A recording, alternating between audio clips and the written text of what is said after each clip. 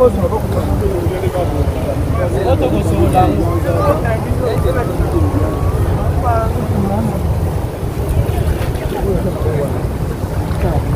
t'attends à mon coup.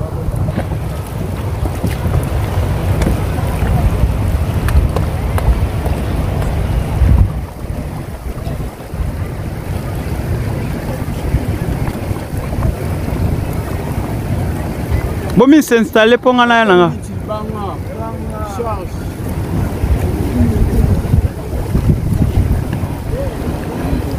Merci beaucoup, j'espère que vous... Ici au moment de la présentation, il y a le ski auto présenté qui temps tout à qui Libanda. Maintenant les histoires eza siko na kati ya mai.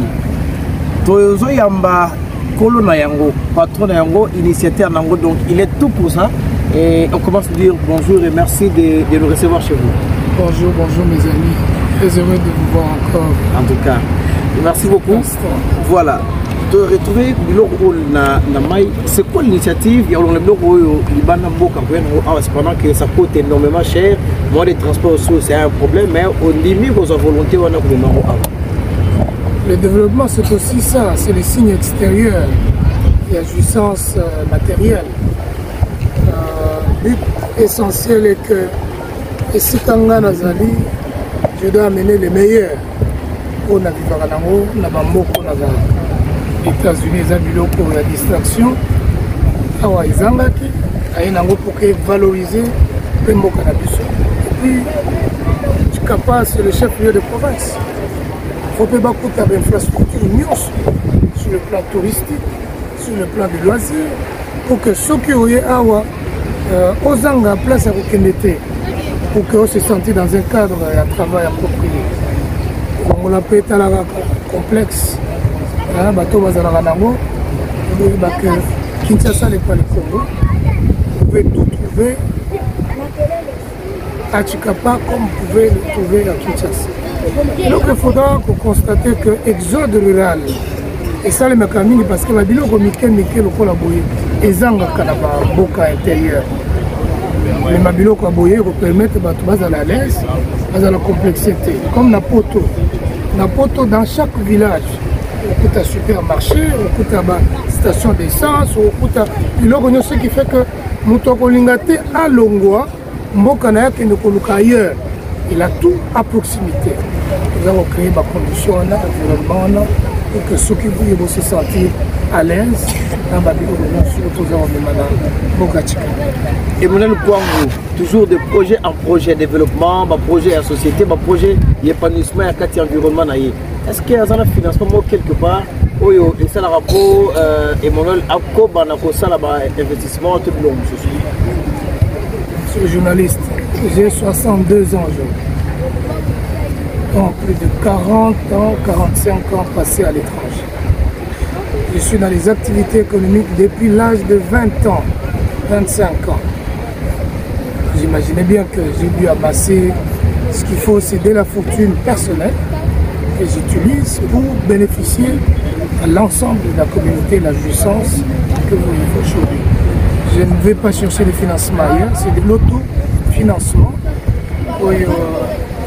La politicien a des fonds propres que j'utilise pour amener et partager avec vous l'accumulation de richesses que j'ai pu amasser par la grâce de Dieu pendant toutes ces années de ma carrière. On a pris d'autres initiatives, d'autres projets à Kitangwa ou d'électrification par exemple. Comment on peut expliquer ce projet en qui a l'électrification à Kitangwa? Kitangwa est allé centre mêlé.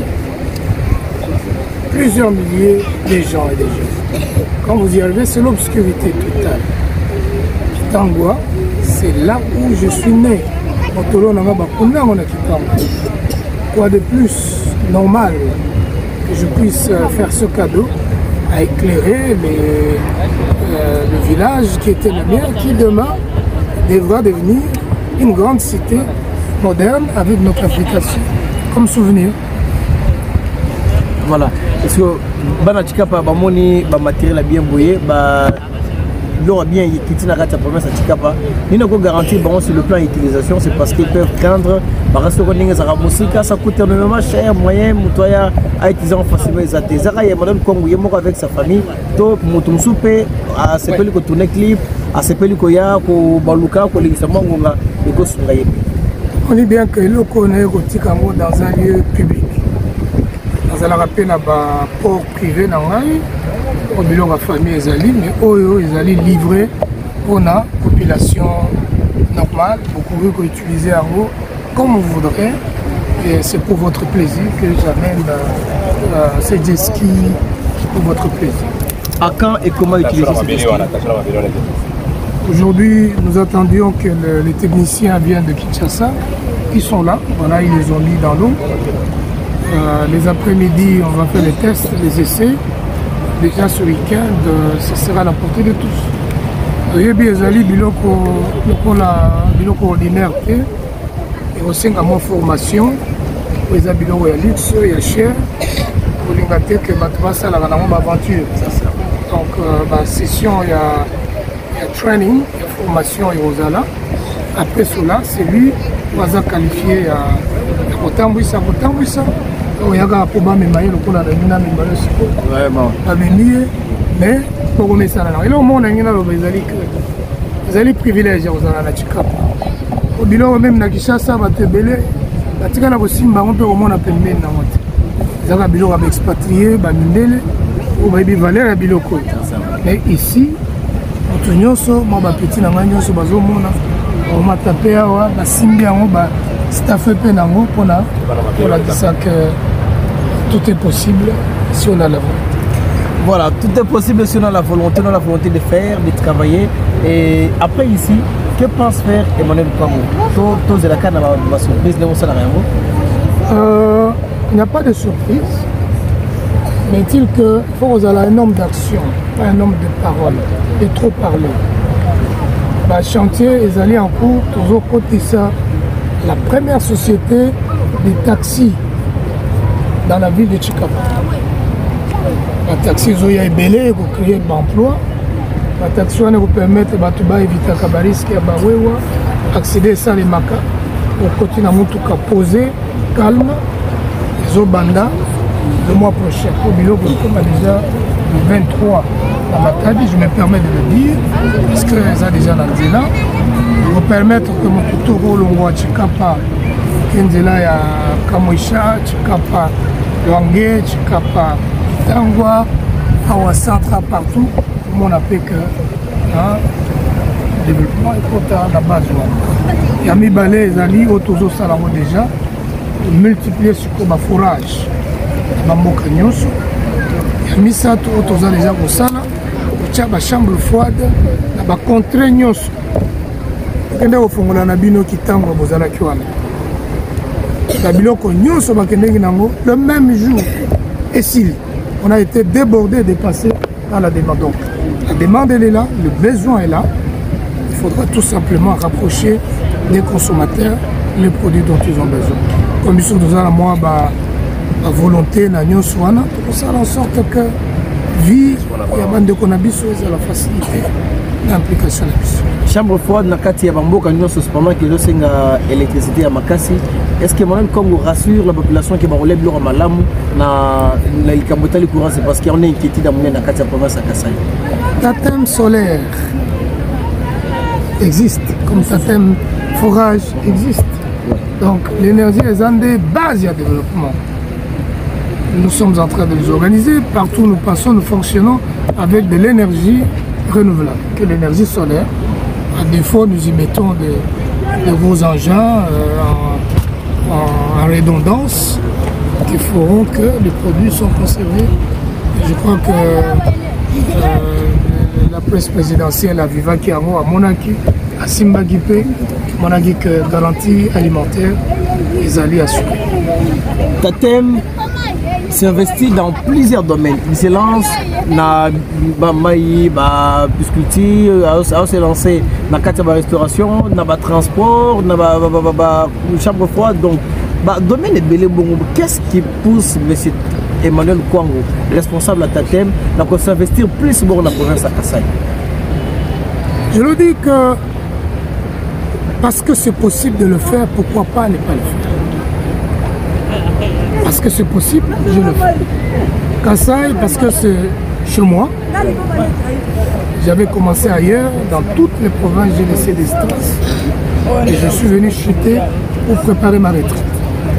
Et je voudrais servir également de repère, de référence pour les générations que vous êtes. Et ça va vous donner aussi la force, le courage d'imiter ce que nous faisons et vous assurer que si Tatem a réussi, donc moi aussi je peux réussir. Voilà. Tatem, c'était un petit villageois qui est né à Kitangwa, qui est venu porter les premiers pantoufles pour ma bouche à l'âge de 10 ans, de 12 ans. Comprenez que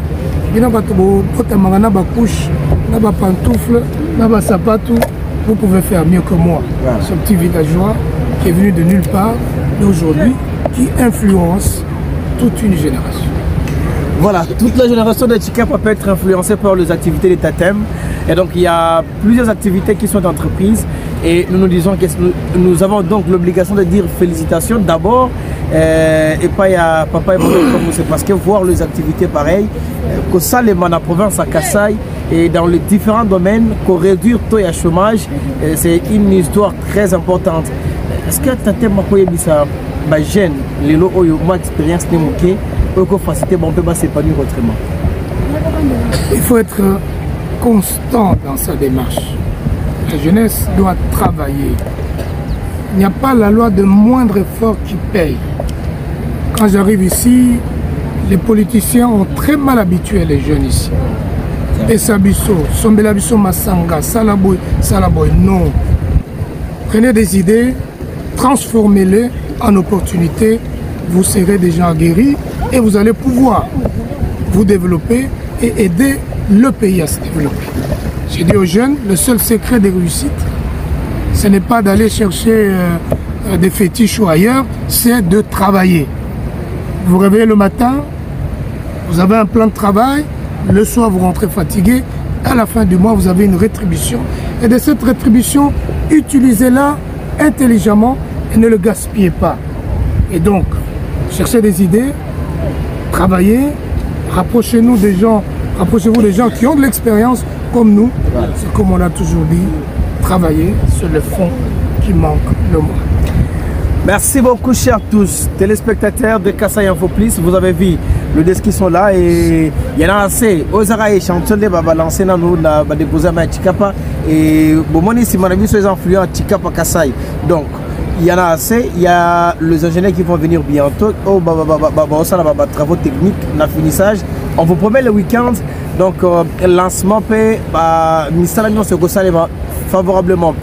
Mike Moulamba est toujours avec nous. Je ne peux pas dire qu'il était avec nous, mais il faut que je dise qu'il est toujours avec nous. C'est grâce à lui que vous nous voyez chez vous. Et merci beaucoup à M. Emmanuel Kwangou, responsable du service Tatem, de nous avoir restés chez lui. Et merci à vous tous. Moi, c'est Deriz Kindalo. Merci d'avoir été là. Je pense que moi, ça aura plaisir d'avoir été là.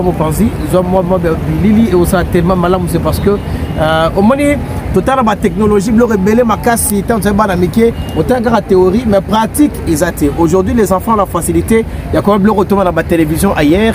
On a la facilité à comment on enroule les lots à la province à Kasaï, grâce à M. Emmanuel Kwangou, à qui nous disons merci et félicitations. Voilà. Est-ce que vous remettez mon bon côté ailleurs? Voilà. C'est vraiment de l'honneur que moi je leur envoie et pas la mise à la province à Kasaï. Mais c'est Emmanuel. Il y a une petite fille en a. C'est rien qu'il y a au côté. Voilà, il y a malin mais malin beaucoup. Comment est-ce que vous pouvez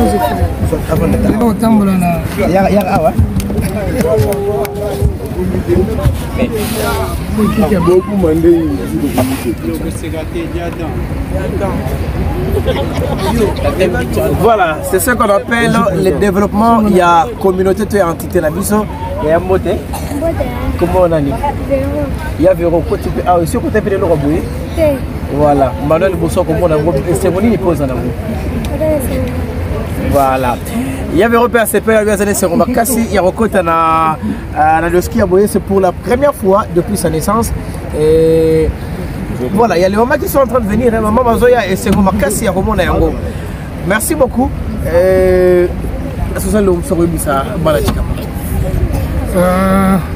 Le meilleur est à venir. Comme il est au Salema et Zoya. Voilà. Mais tous en Andé, l'esprit d'ouverture, collaboration, vous voyez que tout est possible. Nous avons pour servir le col à l'évier, tous à la fière dans la province d'Abisso, pour soutenir le pays de Mboka d'Abisso, pour que biloko tozo sala to protéger en to batela tengi peto sala Chikapa lokola point d'attraction touristique dans les messieurs bino ba journalistes de bonza musala makasi information et éducation pour kutana pour continuer votre travail. Merci beaucoup Mike.